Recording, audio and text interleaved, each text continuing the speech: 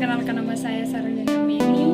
Saya mahasiswa dari Institut Agama Kristen Negeri Kupang, Prodi Pendidikan Kristen Anak Usia Dini, Fakultas Keguruan Ilmu dan Pendidikan, mata kuliah Pendidikan Kewarganegaraan. Nah, di sini saya akan menjelaskan kembali materi bab 6 dengan judul bagaimana hakikat, instrumentasi dan praksis demokrasi Indonesia berlandaskan Pancasila dan Undang-Undang Dasar Negara Republik Indonesia tahun 1945. Nah, praksis demokrasi Indonesia yang bersumber dari Pancasila dan Undang-Undang Dasar Negara Republik Indonesia tahun 1945 sebagai wahana penyelenggaraan negara yang sejahtera dan berkeadilan dan mampu mengkreasi peta konseptual atau operasional tentang problematika interaksi antara hakikat, instrumentasi, dan praksis demokrasi Indonesia yang bersumber dari Pancasila dan Undang-Undang Dasar Negara Republik Indonesia tahun 1945 sebagai wahana kolektif penyelenggaraan negara yang sejahtera dan berkeadilan. Bagian A, menelusuri konsep dan urgensi demokrasi yang bersumber dari Pancasila. Nah, yang bagian pertama, apa demokrasi itu? Dari kutipan pengertian tersebut, tampak bahwa kata demokrasi merujuk kepada konsep kehidupan negara atau masyarakat di mana warga negara dewasa turut berpartisipasi dalam pemerintahan melalui wakilnya yang dipilih. Pemerintahannya mendorong dan menjamin kemerdekaan berbicara, beragama, berpendapat, berserikat, menegakkan rule of law, adanya pemerintahan mayoritas yang menghormati hak-hak kelompok mayoritas, dan masyarakat yang warga negaranya saling memberi perlakuan yang sama. Pengertian tersebut pada dasarnya merujuk kepada ucapan Abraham Lincoln, mantan Presiden Amerika Serikat, yang menyatakan bahwa demokrasi adalah suatu pemerintahan dari rakyat, oleh rakyat, dan untuk rakyat, atau the government from the people. Apa yang dikemukakan